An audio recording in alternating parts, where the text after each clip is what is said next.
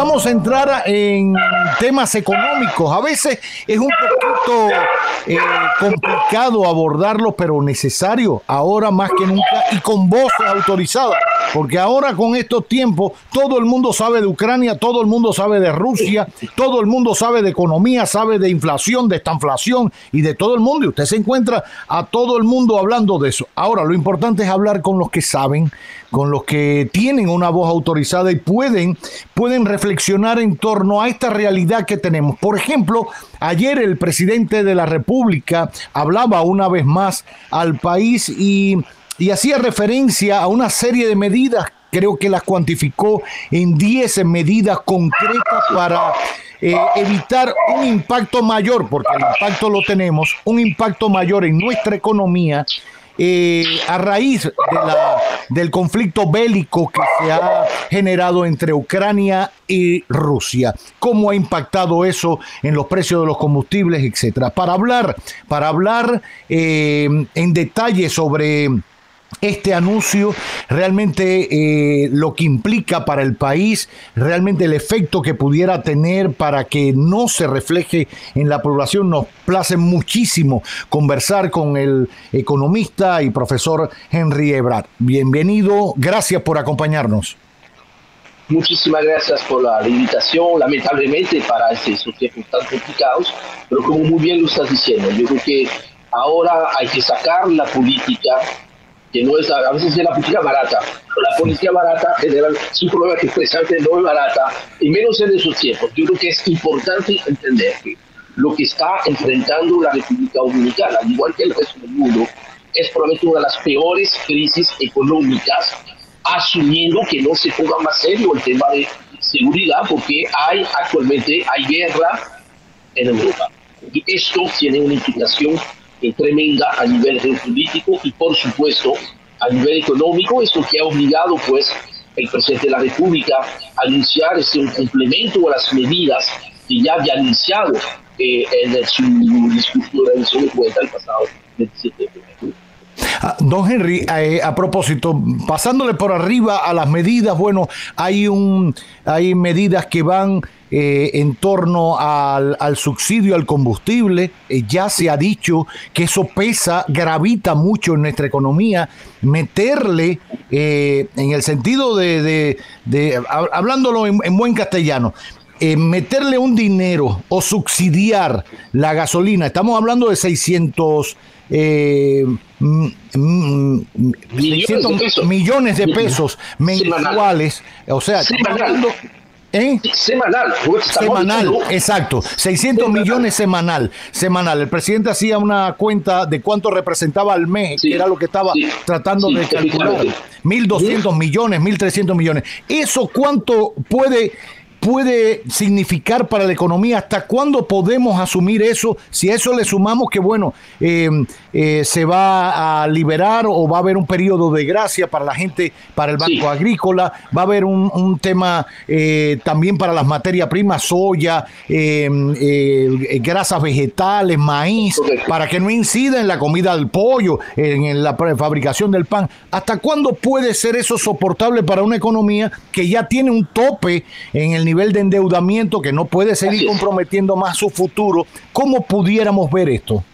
Mira, yo creo, volviendo a lo que es la definición de un buen subsidio o de un buen incentivo, que prácticamente es lo mismo, para que sea un buen incentivo, un buen subsidio, tiene que cumplir 4 características. 1, estar muy bien focalizado; 2, estar condicionado; 3, limitado en el tiempo; y 4, bien administrado. En este sentido, me parece interesante lo que ha planteado el presidente ayer, especialmente con el tema del subsidio a los combustibles, de que hay un periodo de tiempo que es 4 meses. ¿Por qué 4 meses? Porque eso nos va a llevar hasta junio, y en junio entonces se puede presentar una nueva versión del presupuesto de 2022, porque hay una cosa que está segura. Lo que no logró el COVID, no logró la guerra en Ucrania, murió el presupuesto de 2022. Hay que hacerlo completamente, porque las condiciones en las cuales se proyectaba todo el año pasado pues han cambiado completamente. En el caso, yo creo que hay 2 áreas que son las más sensibles, y creo que eso lo tiene muy claro el presidente. Uno es el tema del combustible y dos es el tema de los alimentos. Se ha dejado de lado hasta el momento el tema de la tarifa eléctrica, que tú sabes que hemos entrado por lo del pacto eléctrico, que cada trimestre está haciendo una actualización, y entonces toca una actualización el 1 de abril. Entonces habrá de verse con esas nuevas condiciones que pasan. Pero vamos a dejar eso afuera. Combustibles. Por el caso de los combustibles, lo que anunció el presidente ayer, que se quedan congelados los precios siempre y cuando el valor de referencia del petróleo no supere los 115. Hasta $115 estamos cubiertos. Eso es interesante, porque ahí hay algo bueno y algo que puede ser muy malo.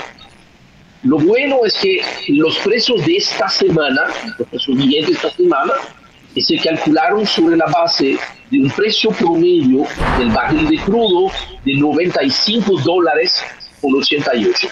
Eso es lo que los precios vigentes de hoy. ¿Okay? Con esos precios y con el pequeño aumento que se hizo a todos los combustibles, salvo el GLP, hubo que subsidiar ese más de 600 millones de pesos. Ya los cálculos que tienen las autoridades es que con los precios de 115, que era el precio que había al final de la semana pasada, que probablemente iba a ser el promedio para la lista de precios del sábado, el subsidio se iba a subir hasta 1.200 millones de pesos sin tener que aumentar. Y ahí la apuesta es que diré, hasta dónde la cobija alcanza es este valor de 115. Y eso me parece bien. Ahora, el problema es el siguiente. Esta mañana ya el petróleo se ubica en 128. Y esto, yo creo que todos tenemos que entender una cosa. Por más que traten las autoridades de mitigar, ¿verdad?, de distribuir el costo de esta crisis, el precio del petróleo lamentablemente no se decide aquí en la República Dominicana y nadie sabe, si es cierta, hasta dónde nos va a llevar esta escalada, porque ahorita estamos en un momento de esta guerra donde no se está hablando de desescalada. Estamos en este momento cuando en el recreo los dos muchachos están, mira, aguántame que te voy a dar, y el tono va subiendo. Ahorita el presidente Biden acaba de anunciar ya oficialmente la prohibición de las importaciones de petróleo ruso para Estados Unidos. Eso ha sido interpretado por una escalada más. Entonces el petróleo ha seguido subiendo hoy $128. Para que entendamos la matemática, porque mira, no estamos aquí para hacer política, sino para explicarle a la gente la gravedad de la situación. Cada vez que el petróleo sube $10, el impacto en el precio de la gasolina premium es de 18 pesos. 18 pesos. Entonces, ahí tenemos esta situación que por más que tengamos garantía, y que bueno que así sea, por 4 meses, de que mientras esté debajo de 115 o hasta 115, los precios no van a subir, ya hay un reto para este próximo fin de semana, porque es muy probable que el promedio ya esté arriba de 115, porque el promedio, ¿cómo se calcula? Que también es importante explicarle a la gente que no hay nada de brujería. Claro. Es muy sencillo. Se toma el promedio del día jueves y viernes de la semana pasada, y lunes, martes y miércoles de esta semana. Mañana va a ser el último día para calcular el promedio. Todo va a indicar de que vamos a tener un promedio, a menos que mañana se desplomen los precios del petróleo, que va a estar por encima de los $115. O sea, que es muy difícil para dar cumplimiento a lo que ofreció ayer el presidente Abinader. Vamos a tener a la vez un subsidio que va a superar los 1.000 millones de pesos y se va a tener que aumentar algunos estipendios. Eso es lo que tenemos que entender. Que tenemos la protección hasta 115. ¿Por qué? Porque, mira, subsidiar más de 1.000 millones de pesos semanal, tú lo multiplicas por 50, estamos hablando de 50.000 millones de pesos en término anual, y eso no está en el presupuesto. Entonces, estamos en una situación que es extraordinaria, y eso hay que explicarle a la gente. Vamos a tener que ver cómo incentivamos a la gente a tener un consumo más responsable, llevadero de los combustibles, y lo otro, hacer efectivamente todo lo imposible, y creo que ahí debe ser la otra prioridad, lo del combustible, lo del bono gas, porque fue cubierto por el 27, eso es muy importante que el gas para la cocina se mantenga, y el tema del transporte, habrá de ver, siempre a mí me gusta más que se subsidie al transportado que al transportista. Ahora, es más fácil, claro, hacerlo a través del transportista porque es menos gente y están agrupados a través de sindicatos, asociaciones. Hay que estar seguro, ¿verdad?, que en la administración de este subsidio se logra el propósito, es que no suba el precio del pasaje. Es importante también, Roberto, que del mismo modo que yo había dicho, y lo vuelvo a decir, que las medidas del 27 estaban claramente orientadas hacia proteger clase baja, lo cual me parece muy bien, porque está más afectada. Creo que ahí se ha escuchado el llamado de mucha gente. Esta medida de los combustibles es una medida para clase media, porque mira, la clase baja no compra los combustibles, paga pasaje. Ahora, los que sí están comprando combustibles y están asumiendo un incremento de costo importante son la clase media, por lo que creo que está bien esta medida, pero ya tenemos que entender que nos cubre solamente hasta 115 y ya la realidad es que estamos más cerca de 130 que de 115. Así es. Hoy también se conocía, profesor, que el gobierno de Estados Unidos había enviado una delegación a Venezuela para entablar un diálogo con el gobierno venezolano, entre otros temas, y la portavoz de la Casa Blanca así lo refirió, para hablar del tema de la seguridad energética. Cuando hablamos de la seguridad energética, es la seguridad de los gringos, que ellos, si por un lado dicen, hasta aquí las importaciones de Rusia de combustible, yo tengo que garantizar el combustible. El presidente Biden, en el discurso a la nación, hace pocos días, decía que liberaba un poco de las reservas estratégicas de Estados Unidos. Lo que liberó es como un dinero de menudo de bolsillo para coger la onza. O sea, eso para ellos es un buchito versus las reservas que tienen, pero de todas formas las liberaba. ¿Qué implica para Estados Unidos e incluso de carambola para nosotros que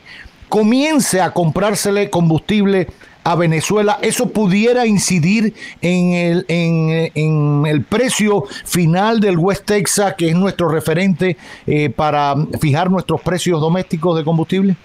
La gran pregunta es saber si realmente Venezuela tiene disponibilidad, porque el problema de Venezuela, obviamente, tiene todas las reservas del mundo. El problema es que con el desplome, la catástrofe que ha sido la economía venezolana en los últimos 10 años, hoy en día Venezuela está importando algunos combustibles los tiene que importar. Entonces, no sé en qué medida, efectivamente, a corto plazo, Venezuela puede estar supliendo petróleo extra que no tendría.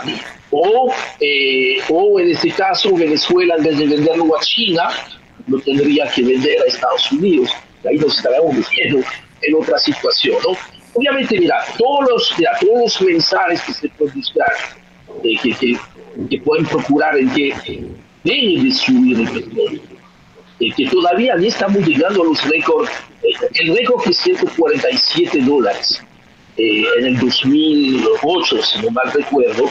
De seguir la crisis, puede seguir escalando el petróleo. Te digo, ahí yo la única duda que tengo con el tema de Venezuela, aparte del tema comunicacional, que puede ser efectivo, es realmente Venezuela está en capacidad de suplir grandes cantidades de crudo, que puede ser quizás dentro de unos meses, pero en lo inmediato no. Tiene las reservas, sí, pero esas reservas están bien adentro del subsuelo venezolano y no tienen cómo sacarlos, que ha sido uno de los problemas de la economía venezolana.